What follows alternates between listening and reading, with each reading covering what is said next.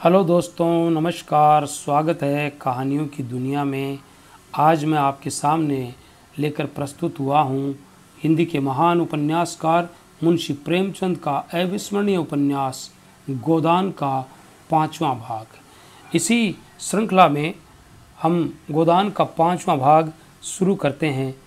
कामिनी ने ईर्ष्या मिश्रित विनोद से कहा, अगर आप उनसे कुछ लिखवा सकें तो आपका प्रचार दुगना हो जाए। लखनऊ में तो ऐसा कोई रसिक नहीं है जो आपका ग्राहक न बन सके। अगर धन मेरे जीवन का आदर्श होता तो आज मैं इस दशा में न होता। मुझे भी धन कमाने की कला आती है। आज चाहूँ तो लाखों कमा सकता हूँ, लेकिन यहाँ तो धन को कभी कुछ समझा ही नहीं। साहित्य की सेवा अपने जीवन का ध्येय है और रहेगा। कम से कम मेरा नाम तो ग्राहकों में लिखवा दीजिए। आपका नाम ग्राहकों में नहीं, संरक्षकों में लिखूंगा। संरक्षकों में रानियों महारानियों को रखिए, जिनकी थोड़ी सी खुशामद करके आप अपने पत्र को लाभ की चीज़ बना सकते हैं। मेरी रानी महारानी आप हैं। मैं तो आपके सामने किसी रानी महारानी की हकीकत नहीं समझता। जिसमें दया और विवेक है वह मेरी रानी है। खुशामद से मुझे घृणा है। कामिनी ने चुटकी ली। लेकिन मेरी खुशामद तो आप कर रहे हैं संपादक जी। संपादक जी ने गंभीर होकर श्रद्धापूर्वक स्वर से कहा, ये खुशामद नहीं है देवी जी, हृदय के सच्चे उद्गार हैं। राय साहब ने पुकारा, संपादक जी जरा इधर आइएगा, मिस मालती आपसे कुछ कहना चाहती है। संपादक जी की वह सारी अकड़ गायब हो गई। नम्रता और विनय की मूर्ति बने हुए आकर खड़े हो गए। मालती ने उन्हें सदैव नेत्रों से देखकर कहा, मैं अभी कह रही थी कि दुनिया में मुझे सबसे ज़्यादा डर संपादकों से लगता है। आप लोग जिसे चाहें एक क्षण में बिगाड़ दें। मुझी से चीफ सेक्रेटरी साहब ने एक बार कहा, अगर मैं इस ब्लडी ओंकारनाथ को जेल में बंद कर दूं तो अपने को भाग्यवान समझूं। ओंकारनाथ की बड़ी बड़ी मूछें खड़ी हो गई, आंखों में गर्व की ज्योति चमक उठी। यूँ वह बहुत ही शांत प्रकृति के आदमी थे, लेकिन ललकार सुनकर उनका पुरुषत्व उत्तेजित हो गया था। दृढ़ता मेरे स्वर में बोले, इस कृपा के लिए आपका कृतज्ञ हूँ। उस बज्म सभा में अपना जिक्र तो आता है, चाहे किसी तरह आए।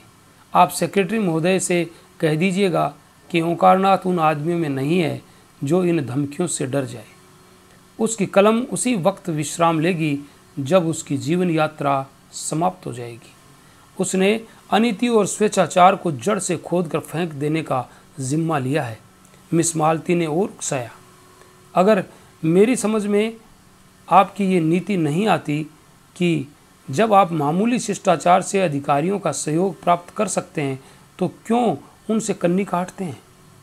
अगर आप अपनी आलोचनाओं में आग और विष जरा कम कर दें तो मैं वादा करती हूँ कि आपको गवर्नमेंट से काफ़ी मदद दिला सकती हूँ। जनता को तो आपने देख लिया, उससे अपील की, उसकी खुशामद की, अपनी कठिनाइयों की कथा कही, मगर कोई नतीजा न निकला। अब जरा अधिकारियों को भी आजमा कर देखिए। तीसरे महीने आप मोटर पर न निकलने लगेंगे और सरकारी दावतों में आप नियंत्रित न होने लगें तो मुझे जितना चाहिए कोसिएगा। तब यही रईस और नेशनलिस्ट जो आपकी परवाह नहीं करते आपके द्वार के चक्कर लगाएंगे। ओंकारनाथ अभिमान के साथ बोले, यही तो मैं नहीं कर सकता देवी जी। मैंने अपने सिद्धांतों को सदैव ऊंचा और पवित्र रखा है और जीते जी उनकी रक्षा करूंगा। दौलत के पुजारी तो गली गली मिलेंगे, मैं सिद्धांत के पुजारियों में हूँ। मैं इसे दंभ कहती हूँ। आपकी इच्छा। धन की तो आपकी परवाह नहीं, सिद्धांतों का खून करके नहीं। तो आपके पत्र में विदेशी वस्तुओं के विज्ञापन क्यों होते हैं। मैंने किसी भी दूसरे पत्र में इतने विदेशी विज्ञापन नहीं देखे। आप बनते तो हैं आदर्शवादी और सिद्धांतवादी, पर अपने फ़ायदे के लिए देश का धन विदेश भेजते हुए आपको जरा भी खेद नहीं होता। आप किसी तर्क से इस नीति का समर्थन नहीं कर सकते। ओंकारनाथ के पास सचमुच कोई जवाब नहीं था। उन्हें बंगले झांकते देखकर राय साहब ने उनकी हिमायत की। तो आखिर आप क्या चाहती हैं? इधर से भी मारे जाएं, उधर से भी मारे जाएं, तो पत्र कैसे चले? मिस मालती ने दया करना न सीखा था। पत्र नहीं चलता तो बंद कर दीजिए। अपना पत्र चलाने के लिए आपको विदेशी वस्तुओं के प्रचार का कोई अधिकार नहीं। अगर आप मजबूर हैं तो सिद्धांत का ढोंग छोड़िए। मैं तो सिद्धांतवादी पत्रों को देखकर जल उठती हूँ। जी चाहता है दिया सलाई दिखा दूँ। जो व्यक्ति कर्म और वचन में सामंजस्य नहीं रख सकता, वह और चाहे जो कुछ भी हो सिद्धांतवादी नहीं है। मेहता खिल उठे। थोड़ी देर पहले उन्होंने खुद इसी का प्रतिपादन किया था। उन्हें मालूम हुआ कि इस रमणी में विचार की शक्ति भी है, केवल तितली नहीं। संकोच जाता रहा। यही बात अभी मैं कह रहा था, विचार और व्यवहार में सामंजस्य का न होना ही धूर्तता है, मक्कारी है। मिस मालती प्रसन्न मुख से बोली, तो इस विषय में आप और मैं एक हैं। मैं भी फिलोसोफर होने का दावा कर सकती हूँ। खन्ना की जीभ में खुजली हो रही थी। बोले, आपका एक एक अंग फिलोसॉफी से डूबा हुआ है। मालती ने उनकी लगाम खींची। अच्छा, आपको भी फिलोसॉफी में दखल है? मैं तो समझती थी आप बहुत पहले अपनी फिलोसॉफी को गंगा में डूबो बैठे। नहीं, आप इतने बैंकों और कंपनियों के डायरेक्टर न होते।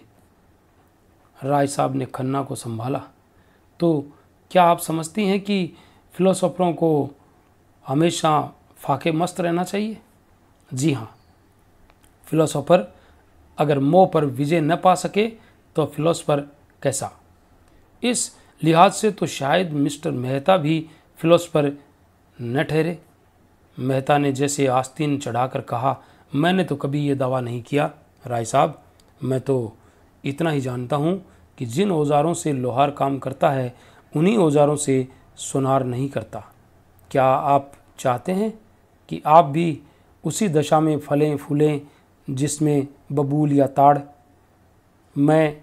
मेरे लिए धन केवल उन सुविधाओं का नाम है जिनसे मैं अपना जीवन सार्थक कर सकूं। धन मेरे लिए बढ़ने और फलने फूलने वाली चीज़ नहीं, केवल साधन है। मुझे धन की बिल्कुल इच्छा नहीं। आप वह साधन जुटा दें जिसमें मैं अपने जीवन का उपयोग कर सकूं। ओंकारनाथ समष्टिवादी थे। व्यक्ति की इस प्रधानता को कैसे स्वीकार करते? इसी तरह हर एक मजदूर कह सकता है कि उसे काम करने की सुविधाओं के लिए 1000 महीने की ज़रूरत है। अगर आप समझते हैं कि उस मजदूर के बगैर आपका काम नहीं चल सकता तो आपको ये सुविधाएं देनी पड़ेंगी। अगर वही काम दूसरा मजदूर थोड़ी सी मजदूरी में कर दे तो कोई वजह ही नहीं कि आप पहले मजदूर की खुशामद करें। अगर मजदूर के हाथ में अधिकार होता तो मजदूरों के लिए स्त्री और शराब भी उतनी ही ज़रूरी सुविधा हो जाती जितनी फिलोसोफरों के लिए। तो आप विश्वास मानिए, मैं उनसे ईर्ष्या न करता। जब आपका जीवन सार्थक करने के लिए स्त्री इतनी आवश्यक है तो आप शादी क्यों नहीं कर लेते? मेहता ने निसंकोच भाव से कहा। इसलिए कि मैं समझता हूँ मुक्त भोग आत्मा के विकास में बाधक नहीं होता। विवाह तो आत्मा को और जीवन को पिंजरे में बंद कर देता है। खन्ना ने इसका समर्थन किया। बंधन और निग्रह पुरानी थ्योरियां है, नई थ्योरी है मुक्त भोग। मालती ने चोटी पकड़ी। तो अब मिसेस खन्ना को तलाक के लिए तैयार रहना चाहिए। तलाक का बिल पास तो हो, शायद उसका पहला उपयोग आप ही करेंगे। कामिनी ने मालती की ओर विष भरी आंखों से देखा और मुंह सिकोड़ लिया, मानो वह कह रही है, खन्ना तुम्हें मुबारक रहे, मुझे परवाह नहीं। मालती ने मेहता की तरफ देख कर कहा, इस विषय में आपके क्या विचार हैं मिस्टर मेहता? मेहता गंभीर हो गए। वह किसी प्रश्न पर अपना मत प्रकट करते थे तो जैसे अपनी सारी आत्मा उसमें डाल देते थे। विवाह को मैं सामाजिक समझौता समझता हूँ और उसे तोड़ने का अधिकार न पुरुष को है न स्त्री को। समझौता करने के पहले आप स्वाधीन हैं, समझौता हो जाने के बाद आपके हाथ कट जाते हैं। तो आप तलाक के विरोधी हैं? क्यों? पक्का। और मुक्त भोग वाला सिद्धांत वह उनके लिए है जो विवाह नहीं करना चाहते।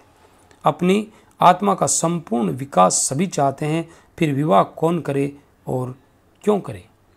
इसलिए कि मुक्ति सभी चाहते हैं, पर ऐसे बहुत कम हैं जो लोभ से अपना गला छुड़ा सके। आप श्रेष्ठ किसे समझते हैं, विवाहित जीवन को या अविवाहित जीवन को? समाज की दृष्टि से विवाहित जीवन को, व्यक्ति की दृष्टि से अविवाहित जीवन को। धनुष यज्ञ का अभिनय निकट था। 10 से 1 तक धनुष यज्ञ, 1 से 3 तक प्रहसन, ये प्रोग्राम था। भोजन की तैयारी शुरू हो गई। मेहमानों के लिए बंगले में रहने का अलग अलग प्रबंध था। खन्ना परिवार के लिए 2 कमरे रखे गए थे और भी कितने ही मेहमान आ गए थे। सभी अपने अपने कमरे में गए और कपड़े बदलकर भोजनालय में जमा हो गए। यहाँ छूत छात का कोई भेद न था। सभी जातियों और वर्णों के लोग साथ भोजन करने बैठे। केवल संपादक ओंकारनाथ सबसे अलग अपने कमरे में फलाहार करने गए। कामिनी खन्ना को सिर दर्द हो रहा था। उन्होंने भोजन करने से इनकार किया। भोजनालय में मेहमानों की संख्या 25 से कम न थी। शराब भी थी, मांस भी। इस उत्सव के लिए राय साहब अच्छी किस्म की शराब खास तौर पर खिंचवाते थे। खींची जाती थी दवा के नाम से, पर होती थी खालिश शराब। मांस भी कई तरह के पकते थे, कोफ्ते, कबाब, पुलाव, मुर्ग, मुर्गियाँ, बकरा, हिरण, तीतर, मोर, जिसे जो पसंद हो वह खाएं। भोजन शुरू हो गया तो मिस मालती ने पूछा, संपादक जी कहाँ रह गए? किसी को भेजो, राय साहब उन्हें पकड़ लाएं।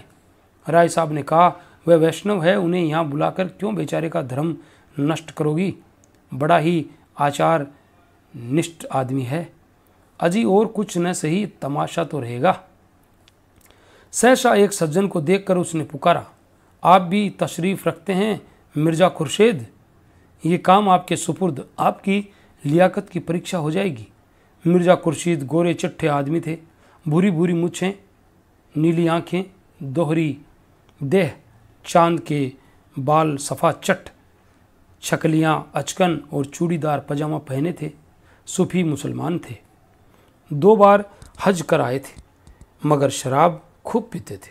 कहते थे, जब हम खुदा का एक हुक्म भी कभी नहीं मानते तो दीन के लिए क्यों जान दें। बड़े दिल्लगीबाज बेफिक्रे जीव थे। पहले बसरे में ठीके का कारोबार करते थे।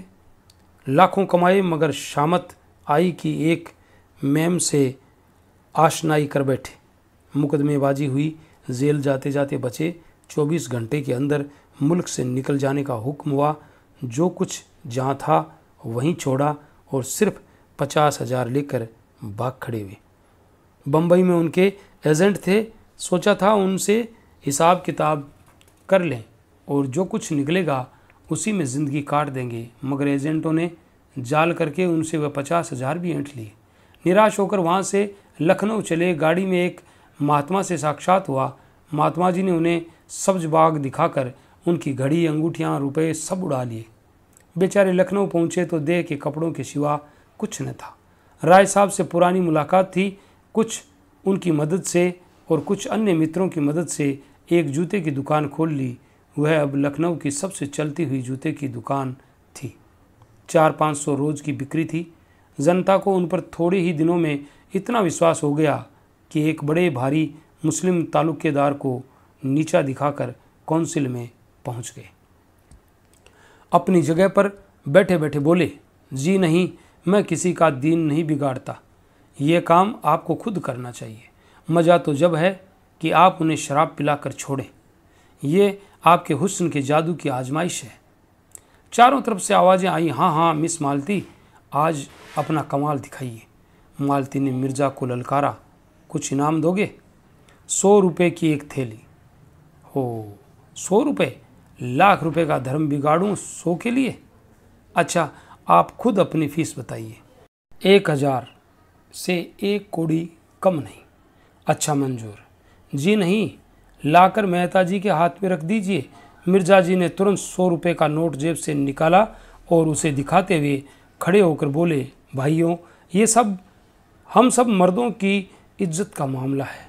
अगर मिस मालती की फरमाइश न पूरी हुई तो हमारे लिए कहीं मुंह दिखाने की जगह न रहेगी। अगर मेरे पास रुपए होते तो मैं मिस मालती की एक एक अदा पर एक एक लाख कुर्बान कर देता। एक पुराने शायर ने अपने माशूक के एक काले तिल पर समरकंद और बुखारा के सूबे कुर्बान कर दिए थे। आज आप सभी साहबों की जवामर्दी और हुस्न परस्ती का इम्तिहान है। जिसके पास जो कुछ हो सके सूरमा की तरह निकाल कर रख दें। आपको इल्म की कसम, माशूक की अदाओं की कसम, अपनी इज्जत की कसम, पीछे कदम न हटाइए। मर्दों, रुपए खर्च हो जाएंगे, नाम हमेशा के लिए रह जाएगा। ऐसा तमाशा लाखों में सस्ता है। देखिए, लखनऊ की हसीनों की रानी एक जाहिद पर अपने हुस्न का मंत्र कैसे चलाती है। भाषण समाप्त होते ही मिर्जा जी ने हर एक की जेब की तलाशी शुरू कर दी। पहले मिस्टर खन्ना की तलाशी हुई। उनकी जेब से 5 रुपये निकले। मिर्जा ने मुंह फीका करते हुए कहा, वाह खन्ना साहब वाह, नाम बड़े दर्शन थोड़े। इतनी कंपनियों के डायरेक्टर, लाखों की आमदनी और आपकी जेब में 5 रुपये। लाहौल बिला कबूवत कहाँ है मेहता? आप जरा जाकर मिसेज खन्ना से कम 100 रुपये वसूल कर लाएं। खन्ना खिसिया कर बोले, अजी उनके पास एक पैसा भी न होगा। कौन जानता था कि यहाँ आप तलाशी लेना शुरू करेंगे। खैर, आप खामोश रहिए, हम अपनी तकदीर को आजमा लें। अच्छा, तो मैं जाकर उनसे पूछता हूँ। जी नहीं, आप यहाँ से हिल नहीं सकते। मिस्टर मेहता, आप फिलोसोफर हैं, मनोविज्ञान के पंडित। देखिए, अपनी भद न कराइएगा। मेहता शराब पीकर मस्त हो जाते थे। उस मस्ती में उनका दर्शन उड़ जाता था और विनोद सजीव हो जाता था। लपक कर मिसेज खन्ना के पास गए और 5 ही मिनट में मुंह लटका कर लौट आए। मिर्जा ने पूछा, अरे क्या खाली हाथ? राय साहब बोले, काजी के घर चूहे भी सयाने। मिर्जा ने कहा, हो बड़े खुशनसीब खन्ना, खुदा की कसम। मेहता ने कहका मारा और जेब से 100 रुपये के 5 नोट निकाले। मिर्जा ने लपक कर उन्हें गले लगा लिया। चारों तरफ से आवाज़ें आने लगी, कमाल है, मानता हूँ उस्ताद, क्यों न हो फिलोसोफर ही जो ठहरे। मिर्जा ने नोटों को आंखों से लगा कर कहा, भाई मेहता, आज से मैं तुम्हारा शागिर्द हो गया। बताओ क्या जादू मारा? मेहता अकड़कर लाल लाल आंखों से ताकते हुए बोले, अजी कुछ नहीं। ऐसा कौन सा बड़ा काम था? जाकर पूछा, अंदर आऊँगा? बोली, आप हैं मेहता जी, आइए। मैंने अंदर जाकर कहा, जहाँ लोग ब्रिज खेल रहे हैं, अंगूठी 1000 से कम की नहीं है। आपने तो देखा है, बस वही। आपके पास रुपए हों तो 500 रुपये देकर 1000 की चीज़ ले लीजिए। ऐसा मौका फिर न मिलेगा।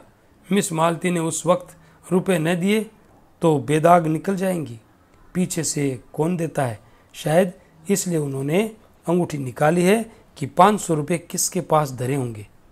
मुस्कुराई और चट अपने बटुए से 5 नोट निकाल कर दे दिए और बोली, मैं बिना कुछ लिए घर से निकलती नहीं, न जाने कब क्या ज़रूरत पड़े। खन्ना खिसिया कर बोले, जब हमारे प्रोफेसरों का ये हाल है तो यूनिवर्सिटी का ईश्वर ही मालिक है। खुर्शीद ने घाव पर नमक छिड़का, अरे तो ऐसी कौन सी बड़ी रकम है जिसके लिए आपका दिल बैठा जाता है? खुदा झूठ न बुलवाए तो ये आपकी एक दिन की आमदनी है, समझ लीजिएगा। एक दिन बीमार पड़ गए और जाइएगा भी तो मिस मालती ही के हाथ में। आपके दर्द जिगर की दवा मिस मालती ही के पास तो है। मालती ने ठोकर मारी। देखिए मिर्ज़ा जी, तबेले में लतियाउज़ अच्छी नहीं। मिर्ज़ा ने दुम हिलाई, कान पकड़ता हूँ देवी जी।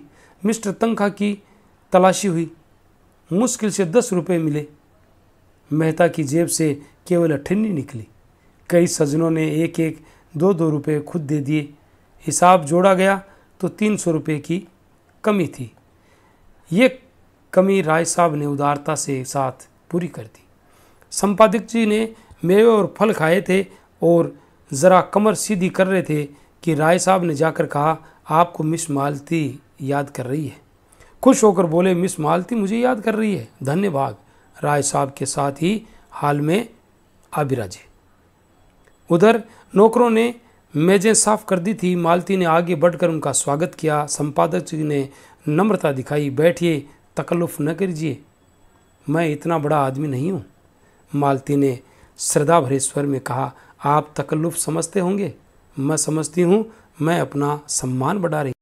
यूँ आप अपने को कुछ समझें तो आपको शोभा भी नहीं देता, लेकिन यहाँ जितने सज्जन जमा हैं सभी आपकी राष्ट्र और साहित्य सेवा से भली भांति परिचित हैं। आपने इस क्षेत्र में जो महत्वपूर्ण काम किया है, अभी चाहे लोग उसका मूल्य न समझें, लेकिन वह समय दूर नहीं, मैं तो कहती हूँ वह समय आ गया है जब हर एक नगर में आपके नाम की सड़कें बनेगी, क्लब बनेंगे, टाउन हॉलों में आपके चित्र लटकाए जाएंगे। उस वक्त जो थोड़ी बहुत जागृति है वह आप ही के नाम महान उद्योग का प्रसाद है। आपको ये जानकर आनंद होगा कि देश में अब आपके ऐसे अनुयायी पैदा हो गए हैं जो आपके देहात सुधार आंदोलन में आपका हाथ बंटाने को उत्सुक हैं, और उन सज्जनों की बड़ी इच्छा है कि ये काम संगठित रूप से किया जाए और देहात सुधार संघ स्थापित किया जाए जिसके आप सभापति हों। ओंकारनाथ के जीवन में ये पहला अवसर था जब उन्हें चोटी के आदमियों में इतना सम्मान मिला। वह कभी कभी आम जलसों में बोलते थे और कई सभाओं में मंत्री और उपमंत्री भी थे, लेकिन शिक्षित समाज ने अब तक उनकी उपेक्षा ही की थी। उन लोगों में वह किसी तरह मिल न पाते थे, इसलिए आम जलसों में उनकी निष्क्रियता और स्वार्थांधता की शिकायत किया करते थे और अपने पत्र में एक एक को रगेदते थे। कलम तेजी थी, वाणी कठोर, साफ गोई की जगह उच्छृंखलता कर बैठते थे, इसलिए लोग उन्हें खाली ढोल समझते थे। उसी समाज में आज इनका इतना सम्मान। कहाँ है आज स्वराज और स्वाधीन भारत और हंटर के संपादक? आज देखें और अपना कलेजा ठंडा करें। आज अवश्य ही देवताओं की उन पर कृपा दृष्टि है। सदुद्योग कभी निष्फल नहीं जाता, ये ऋषियों का वाक्य है। वह स्वयं अपनी नज़रों में उठ गए, कृतज्ञता से पुलकित होकर बोले, देवी जी आप तो मुझे कांटों में घसीट रही हैं। मैंने तो जन की जो कुछ भी सेवा की अपना कर्तव्य समझकर की। मैं इस सम्मान को अपना नहीं, उस उद्देश्य का सम्मान समझ रहा हूँ जिसके लिए मैंने अपना जीवन अर्पित कर दिया है। लेकिन मेरा नम्र निवेदन है कि प्रधान का पद किसी प्रभावशाली पुरुष को दिया जाए। मैं पदों में विश्वास नहीं रखता, मैं तो सेवक हूँ और सेवा करना चाहता हूँ। मिस मालती इसे किसी तरह स्वीकार नहीं कर सकती। सभापति पंडित जी को बनना पड़ेगा। नगर में उसे ऐसा प्रभावशाली व्यक्ति दूसरा नहीं होता। जिसकी कलम में जादू है, जिसकी जुबान में जादू है, जिसके व्यक्तित्व में जादू है, वह कैसे कहता है कि प्रभावशाली नहीं है? वह जमाना गया जब धन और प्रभाव में मेल था। अब प्रतिभा और प्रभाव के मेल का युग है। संपादक जी को ये पद अवश्य स्वीकार करना पड़ेगा। मंत्री मिस मालती होंगी।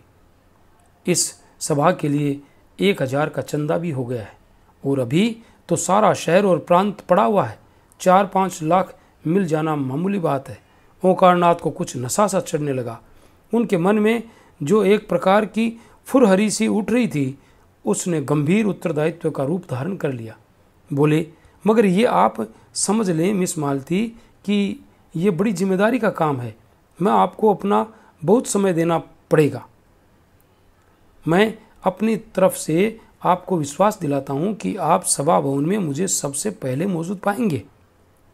मिर्जा जी ने पुचारा दिया। आपका बड़े से बड़ा दुश्मन भी ये नहीं कह सकता कि आप अपना फ़र्ज़ अदा करने में कभी किसी से पीछे रहें। मिस मालती ने देखा शराब कुछ कुछ असर करने लगी है, तो और भी गंभीर बनकर बोली, अगर हम लोग इस काम की महानता न समझते तो न ये सभा स्थापित होती और न आप इसके सभापति होते। हम किसी रईस या तालुकेदार को सभापति बनाकर धन खूब बटोर सकते हैं और सेवा की आड़ में स्वार्थ सिद्ध कर सकते हैं, लेकिन ये हमारा उद्देश्य नहीं। हमारा एकमात्र उद्देश्य जनता की सेवा करना है और उसका सबसे बड़ा साधन आपका पत्र है। हमने निश्चय किया है कि हर एक नगर और गांव में उसका प्रचार किया जाए। जल्द से जल्द उसकी ग्राहक संख्या को 20,000 तक पहुंचा दिया जाए। प्रांत की सभी म्यूनसिपलिटियों और ज़िला बोर्ड के चेयरमैन हमारे मित्र हैं। कई चेयरमैन तो यहाँ विराजमान हैं। अगर हर एक ने 500-500 प्रतियाँ ही ली तो 25,000 प्रतियाँ तो आप यकीनी समझे। फिर राय साहब और मिर्ज़ा साहब की ये सलाह है कि काउंसिल में इस विषय का एक प्रस्ताव रखा जाए कि प्रत्येक गांव के लिए बिजली की एक प्रति सरकारी तौर पर मंगाई जाए या कुछ वार्षिक सहायता स्वीकार की जाए। हमें पूरा विश्वास है कि ये प्रस्ताव पास हो जाएगा। ओंकारनाथ ने जैसे नशे में झूमते हुए कहा, हमें गवर्नर के पास डेपुटेशन ले जाना होगा। मिर्ज़ा खुर्शीद बोले, ज़रूर ज़रूर, उनसे कहना होगा कि किसी सभ्य शासन के लिए ये कितनी लज्जा और कलंक की बात है कि ग्रामोत्थान का अकेला पत्र होने पर भी बिजली का अस्तित्व तक नहीं स्वीकार किया जाता। मिर्ज़ा खुर्शीद ने कहा, अवश्य अवश्य, मैं गर्व नहीं करता, अभी गर्व करने का समय नहीं आया, लेकिन मुझे इसका दावा है कि ग्राम्य संगठन के लिए बिजली में जितना उद्योग किया है मिस्टर मेहता ने सुधारा। नहीं महाशय, तपस्या कहिए। मैं मिस्टर मेहता को धन्यवाद देता हूँ। हाँ, इसे तपस्या ही कहना चाहिए, बड़ी कठोर तपस्या। बिजली ने जो तपस्या की है वह इस प्रांत के ही नहीं, इस राष्ट्र के इतिहास में अभूतपूर्व है। मिर्ज़ा खुर्शीद बोले, ज़रूर ज़रूर। मिस मालती ने एक पैग और दिया। हमारे संघ ने ये निश्चय किया है कि काउंसिल में अब की बार जगह जो खाली हो उसके लिए आपको उम्मीदवार खड़ा किया जाए। आपको केवल अपनी स्वीकृति देनी होगी, शेष सारा काम हम लोग कर लेंगे। आपको न खर्च से मतलब, न प्रोपेगंडा और न दौड़ धूप से। ओंकारनाथ की आंखों की ज्योति दुगनी हो गई। गर्वपूर्ण नम्रता से बोले, मैं आप लोगों का सेवक हूँ, मुझसे जो काम चाहे ले लीजिए। हम लोगों को आपसे ऐसी आशा है। हम अब तक झूठे देवताओं के सामने नाक रगड़ते रगड़ते हार गए, कुछ हाथ न लगा। अब हमने आप में सच्चा पथ प्रदर्शक, सच्चा गुरु पाया है और इस शुभ दिन के आनंद में आज हमें एक मन एक प्राण होकर अपने अहंकार को, अपने दम्भ को तिलांजलि दे देना चाहिए। हम में आज से कोई ब्राह्मण नहीं है, कोई शूद्र नहीं है, कोई हिंदू नहीं है, कोई मुसलमान नहीं है, कोई ऊंच नहीं, कोई नीच नहीं। हम सब एक ही माता के बालक, एक ही गोद में खेलने वाले, एक ही थाली में खाने वाले भाई हैं। जो लोग भेदभाव में विश्वास रखते हैं, जो लोग पृथकता और कट्टरता के उपासक हैं, उनके लिए हमारी सभा में स्थान नहीं है। जिस सभा के सभापति पूज्य ओंकारनाथ जैसे विशाल हृदय व्यक्ति हों, उस सभा में ऊंच नीच का, खान पान का और जाति पाति का भेद नहीं हो सकता। जो महानुभाव एकता में और राष्ट्रीयता में विश्वास न रखते हों, वे कृपा करके यहाँ से उठ जाएं। राय साहब ने शंका की, मेरे विचार में एकता का ये आशय नहीं है कि सब लोग खान पान का विचार छोड़ दें। मैं शराब नहीं पीता, तो क्या मुझे इस सभा से अलग हो जाना पड़ेगा? मालती ने निर्मम स्वर से कहा, बेशक अलग हो जाना पड़ेगा। आप इस संघ में रहकर किसी तरह का भेद नहीं रख सकते। मेहता जी ने घड़े को ठोका। मुझे संदेह है कि हमारे सभापति जी स्वयं खान पान की एकता में विश्वास नहीं रखते। ओंकारनाथ का चेहरा जर्द पड़ गया। एक बदमाश ने ये क्या बेवक्त की शहनाई बजा दी। दुष्ट, कहीं गड़े मुर्दे न उखाड़ने लगे, नहीं ये सारा सौभाग्य स्वप्न की भांति शून्य में विलीन हो जाएगा। मिस मालती ने उनके मुंह की ओर विश्वास की दृष्टि से देखकर दृढ़ता से कहा, आपका संदेह निराधार है मेहता महोदय। क्या आप समझते हैं कि राष्ट्र की एकता का ऐसा अनन्य उपासक, ऐसा उदारचेता पुरुष, ऐसा रसिक कवि इस निरर्थक और लज्जाजनक भेद को मान्य समझेगा? ऐसी शंका करना उनकी राष्ट्रीयता का अपमान करना है। ओंकारनाथ का मुखमंडल प्रदीप्त हो गया। प्रसन्नता और संतोष की आभा झलक पड़ी। मालती ने उसी स्वर में कहा, और इससे भी अधिक पुरुष भावना का। एक रमणी के हाथों से शराब का प्याला पाकर वह कौन भद्र पुरुष होगा जो इनकार कर दे? ये तो नारी जाति का अपमान होगा, उस नारी जाति का जिसके नयन बाणों के से अपने हृदय को बिंदवाने की लालसा पुरुष मात्र में होती है, जिसकी अदाओं पर मर मिटने के लिए बड़े बड़े महीप लालायित रहते हैं। लाइए बोतल और प्याले, और दौर चलने दीजिए। इस महान अवसर पर किसी तरह की शंका, किसी तरह की आपत्ति राष्ट्रद्रोह से कम नहीं। पहले हम अपने सभापति की सेहत का जाम पिएंगे। बर्फ, शराब और सोडा पहले से ही तैयार था। मालती ने ओंकारनाथ को अपने हाथों से लाल विष से भरा हुआ गिलास दिया और उन्हें कुछ ऐसी जादू भरी चितवन से देखा कि उनकी सभी निष्ठा, सारी वर्ण श्रेष्ठता काफूर हो गई। मन ने कहा, सारा आचार विचार परिस्थितियों के अधीन है, आज तुम दरिद्र हो, किसी मोटर कार को धूल उड़ाते देखते हो तो ऐसा बिगड़ते हो कि उसे पत्थर से चूर चूर कर दो, लेकिन क्या तुम्हारे मन में कार की लालसा नहीं है? परिस्थिति ही विधि है और कुछ नहीं। बाप दादों ने नहीं पी थी, न पी ही, उन्हें ऐसा अवसर ही कब मिला था? उनकी जीविका पोथी पत्रों पर थी। शराब लाते कहाँ से और पीते भी तो जाते कहाँ? फिर वह तो रेलगाड़ी पर न चढ़ते थे, कल का पानी न पीते थे, अंग्रेजी पढ़ना पाप समझते थे। समय कितना बदल गया है। समय के साथ अगर नहीं चल सकते तो वह तुम्हें पीछे छोड़कर चला जाएगा। ऐसी महिला के कोमल हाथों से विष भी मिल जाए तो शिरोधार्य करना चाहिए। जिस सौभाग्य के लिए बड़े बड़े राजा तरसते हैं, वह आज उनके सामने खड़ा है। क्या वह उसे ठुकरा सकते हैं? उन्होंने गिलास ले लिया और सिर झुकाकर अपनी कृतज्ञता दिखाते हुए एक ही सांस में पी गए। और तब लोगों को गर्व भरी आंखों से देखा, मानो कह रहे हो, अब तो आपको मुझ पर विश्वास आया। क्या समझते हैं मैं निरा पोंगा पंडित हूँ? अब तो मुझे दंभी और पाखंडी कहने का प्रयास नहीं कर सकते। हाल में ऐसा शोरगुल मचा कि कुछ न पूछो, जैसे पिटारे में बंद कह के निकल पड़े थे। वाह देवी जी, क्या कहना, कमाल है मिस मालती, कमाल है। तोड़ दिया नमक का कानून, तोड़ दिया धर्म का किला, तोड़ दिया नेम का घड़ा, फोड़ दिया। ओंकारनाथ ने कंठ से नीचे शराब का पहुँचना था कि उनकी रसिकता वाचाल हो गई और मुस्कुराकर बोले, मैंने अपने धर्म की थाती मिस मालती के कोमल हाथों में सौंप दी। मुझे विश्वास है वह उसकी यथोचित रक्षा करेगी। उनके चरण कमलों के इस प्रसाद पर मैं ऐसे 1000 धर्मों को न्योछावर कर सकता हूँ। कह कहों से हाल गूंज उठा। संपादक जी का चेहरा फूल उठा था, आंखें झुकी पड़ती थी। दूसरा गिलास भरकर बोले, ये मिस मालती की सेहत का जाम है, आप लोग पिएं और उन्हें आशीर्वाद दें। लोगों ने फिर अपने अपने गिलास खाली कर दिए। उसी वक्त मिर्ज़ा खुर्शीद ने एक माला लाकर संपादक जी के गले में डाल दी और बोले, सजनों, फिदवी ने अभी अपने पूज्य सदर साहब की शान में एक कसीदा कसा है, आप लोगों की इजाज़त हो तो सुनाऊं। चारों तरफ से आवाज़ें आई, हाँ हाँ जरूर सुनाइए। ओंकारनाथ भंग तो आए दिन पिया करते थे और उनका मस्तिष्क उसका अभ्यस्त हो गया था, मगर शराब पीने का उन्हें यह पहला अवसर था। भंग का नशा मंथर गति से एक स्वप्न की भांति आता था, मस्तिष्क पर मेघ के समान छा जाता था। उनकी चेतना बनी रहती थी। उन्हें खुद मालूम होता था कि इस समय उनकी वाणी बड़ी लच्छेदार है और उनकी कल्पना बहुत प्रबल। शराब का नशा उनके ऊपर सिंह की भांति झपटा और दबोच लिया। वह कहते कुछ और हैं, मुँह से निकलता कुछ है। फिर यह ज्ञान भी जाता रहा, वह क्या कहते हैं क्या करते हैं इसकी सुधि भी न रही। ये स्वप्न का रोमानी वैचित्र्य न था, जागृति का वह चक्कर था जिसमें साकार निराकार हो जाता है। न जाने कैसे उनके मस्तिष्क में ये कल्पना जाग उठी कि कसीदा पढ़ना कोई बड़ा अनुचित काम है।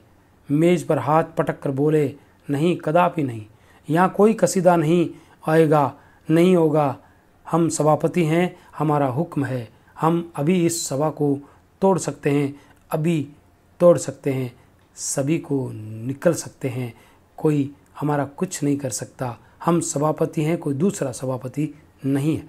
मिर्ज़ा ने हाथ जोड़कर कहा, हुजूर, इस कसीदे में तो आपकी तारीफ की गई है। संपादक जी ने लाल पर ज्योतिहीन नेत्रों से देखा, तुम हमारी तारीफ क्यों की? क्यों की? बोलो, क्यों हमारी तारीफ की? हम किसी का नौकर नहीं है, किसी के बाप का नौकर नहीं है, किसी साले का दिया नहीं खाते। हम खुद संपादक हैं, हम बिजली का संपादक हैं, हम उसमें सबका तारीफ करेगा। देवी जी, हम तुम्हारा तारीफ नहीं करेगा।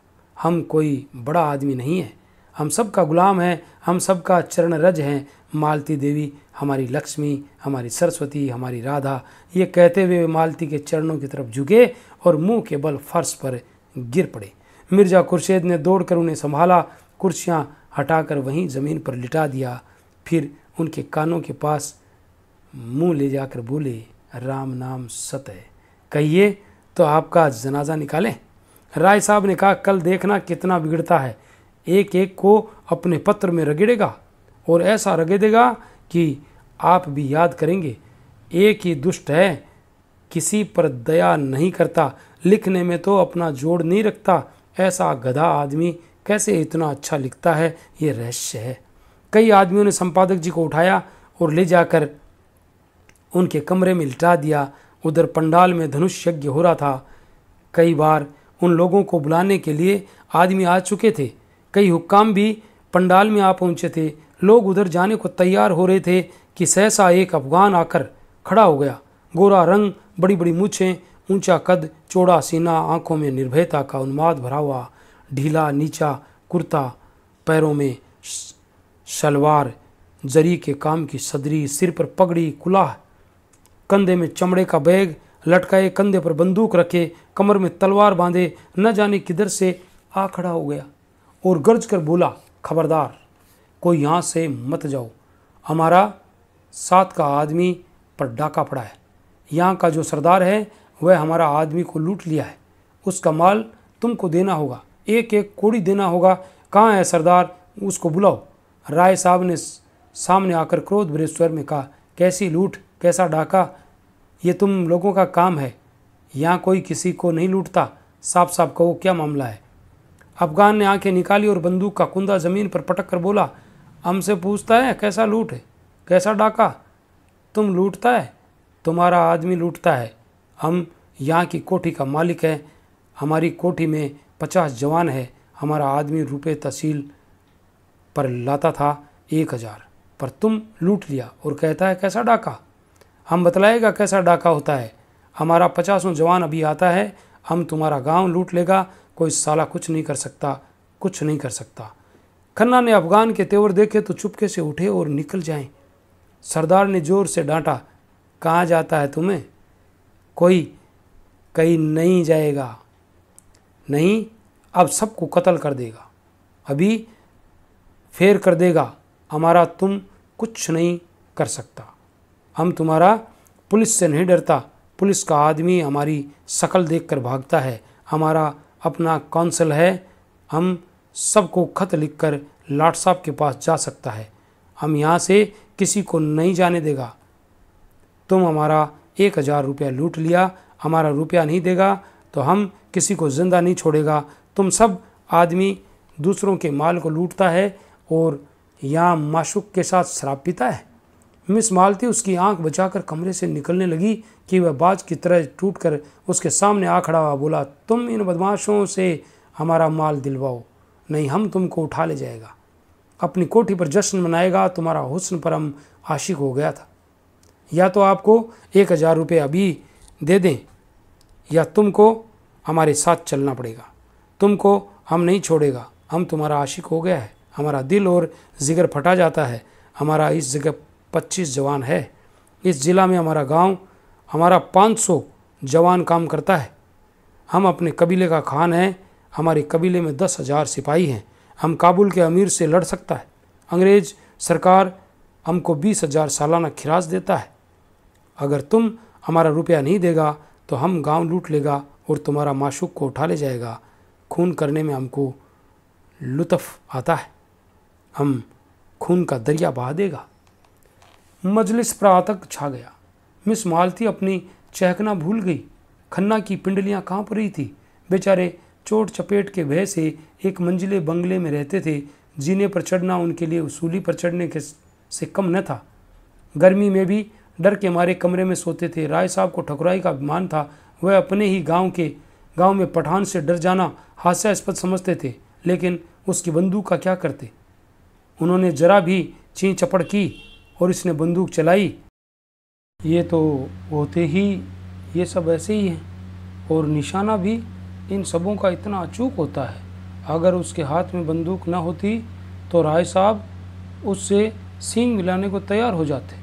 मुश्किल यही थी कि दुष्ट किसी को बाहर नहीं जाने देता, नहीं दम के दम में सारा गांव जमा हो जाता और इसके पूरे जत्थे को पीट पीट कर रख देता।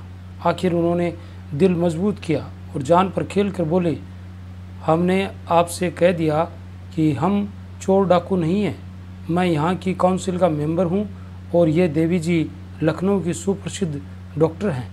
यहाँ सभी शरीफ और इज्जतदार लोग जमा हैं। हमें बिल्कुल खबर नहीं आपके आदमियों को किसने लूटा? आप बाहर जाकर थाने में रपट कीजिए। खान ने ज़मीन पर पैर पटके, पैंतरे बदले और बंदूक को कंधे से उतार कर हाथ में लेता हुआ दहाड़ा, मत बकबक करो। काउंसिल का मेंबर को हम इस तरह पैरों से कुचल देता है, ज़मीन पर पांव रगड़ता है। हमारा हाथ मजबूत है, हमारा दिल मजबूत है, हम खुदा ताला के सिवा और किसी से नहीं डरता। तुम हमारा रुपया नहीं देगा तो हम राय साहब की तरफ इशारा कर अभी तुमको कत्ल कर देगा। अपनी तरफ बंदूक की नली देखकर राय साहब झुककर मेज के बराबर आ गए। अजीब मुसीबत में जान फंसी थी, शैतान बरबस कहे जाता है। तुमने हमारे रुपए लूट लिए, न कुछ सुनता है न कुछ समझता है, न किसी को बाहर जाने आने देता है। नौकर चाकर सिपाही प्यादे सब धनुष यज्ञ देखने में मग्न थे। जमींदारों के नौकरों यूँ भी आलसी और कामचोर होते हैं। जब तक 10 दफ़े न पुकारा जाता बोलते ही नहीं, और इस वक्त तो वे एक शुभ काम में लगे हुए थे। धनुष यज्ञ उनके लिए केवल तमाशा नहीं, भगवान की लीला थी। अगर एक आदमी भी इधर आ जाता तो सिपाहियों को खबर हो जाती और दम भर में खान का सारा खान पान निकल जाता, दाढ़ी का एक एक बाल नुच जाता। कितना गुस्सेवर है, होते भी तो जल्लाद हैं, न मरने का गम न जीने की खुशी। मिर्ज़ा साहब ने चकित नेत्रों से देखा। क्या बताऊं, कुछ अक्ल काम नहीं करती। मैं आज अपना पिस्तौल घर पर ही छोड़ आया, नहीं मज़ा चखा देता। खन्ना रोना मुंह बनाकर बोला, कुछ रुपए देकर किसी तरह इस बला को टालिए। राय साहब ने मालती की ओर देखा। देवी जी, अब आपकी क्या सलाह है? मालती का मुखमंडल तमतमा रहा था। बोली, होगा क्या, मेरी इतनी बेइज्जती हो रही है और आप लोग बैठे देख रहे हैं। 20 मर्दों के होने पर भी एक उज्जड़ पठान मेरी दुर्गति कर रहा है और आप लोगों के खून में जरा भी गर्मी नहीं आती। आपको जान इतनी प्यारी है, क्यों एक आदमी बाहर जाकर शोर नहीं मचाता? क्यों आप लोग उस पर झपट कर उसके हाथ से बंदूक नहीं छीन लेते? बंदूक ही तो चलाएगा, चलाने दो, 1 या 2 की जान ही तो जाएगी, जाने दो। मगर देवी जी, मर जाने को जितना आसान समझती थी वो लोग न समझते थे। कोई आदमी बाहर निकलने की हिम्मत करे और पठान गुस्से में आकर 10-5 फेर कर दे तो यहाँ सफाया हो जाएगा, बहुत होगा। पुलिस उसे फांसी की सज़ा दे देगी।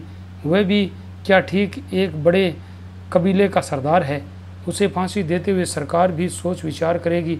ऊपर से दबाव पड़ेगा। राजनीति के सामने न्याय को कौन पूछता है? हमारे ऊपर उल्टे मुकदमे दायर हो जाएं और दंडकारी पुलिस बिठा दी जाए तो आश्चर्य नहीं। कितने मज़े से हंसी मजाक हो रहा था, अब तक ड्रामा का आनंद उठाते होते।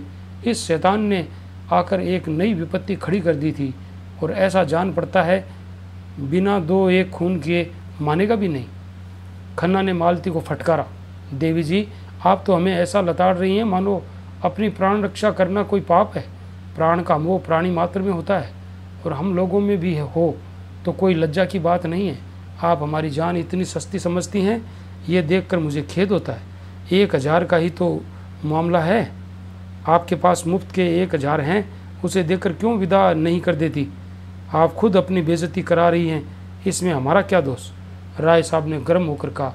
अगर इसने देवी जी को हाथ लगाया तो चाहे मेरी लाश यहीं तड़पने लगे, मैं इससे भिड़ जाऊंगा। आखिर वह भी आदमी तो है। मिर्ज़ा साहब ने संदेह से सिर हिलाकर कहा। राय साहब, आप अभी इन सबों के मिजाज से वाकिफ़ नहीं हैं। ये फेर करना शुरू करेगा तो फिर किसी को जिंदा न छोड़ेगा। इनका निशाना बेखता होता है। मिस्टर तंखा बेचारे आने वाले चुनाव की समस्या को सुलझाने आए थे। 10-5 हज़ार का वारा न्यारा करके घर जाने का स्वप्न देख रहे थे। यहाँ जीवन ही संकट में पड़ गया। बोले, सबसे सरल उपाय वही है जो अभी खन्ना जी ने बतलाया। 1000 ही की तो बात है, रुपए मौजूद हैं, तो आप लोग क्यों इतना सोच विचार कर रहे हैं? मिस मालती ने तंखा को तिरस्कार भरी आंखों से देखा। आप लोग इतने कायर हैं, ये मैं न समझती थी। मैं भी ये न समझता था कि आपको रुपए इतने प्यारे हैं और वह भी मुफ्त के। जब आप लोग मेरा अपमान देख सकते हैं तो अपने घर की स्त्रियों का अपमान भी देख सकते होंगे। तो आप भी पैसे के लिए अपने घर के पुरुषों को होम करने में संकोच न करेंगी। खान इतनी देर तक चिल्लाया हुआ सा इन लोगों की गिटपिट सुन रहा था। एकाएक गरज कर बोला, अब नहीं मानेगा। हम इतनी देर यहाँ खड़ा है, तुम लोग कोई जवाब नहीं देता। जेब से सीटी निकाल कर अब तुमको एक लम्हा और देता है। अगर तुम रुपया नहीं देता है तो हम सीटी बजाएगा और हमारा 25 जवान यहाँ आ जाएगा। बस। फिर आंखों में प्रेम की ज्वाला भरकर उसने मिस मालती को देखा। तुम हमारे साथ चलेगा दिलदार, हम तुम्हारे ऊपर फिदा हो जाएगा, अपना जान तुम्हारे कदमों पर रख देगा। इतना आदमी तुम्हारा आशिक है, मगर कोई सच्चा आशिक नहीं। सच्चा इश्क क्या है हम दिखाई देगा। हमारा तुम्हारा इशारा पाते ही हम अपने सीने में खंजर चुभा सकता है। मिर्जा ने गिगिया कर कहा, देवी जी खुदा के लिए इस मुझी को रुपए दे दीजिए। खन्ना ने हाथ जोड़कर याचना की, हमारे ऊपर दया करो मिस मालती। राय साहब तनकर बोले, हरगिज़ नहीं, आज जो कुछ होना है हो जाने दीजिए। या तो हम खुद मर जाएंगे या इन जालिमों को हमेशा के लिए सबक दे देंगे।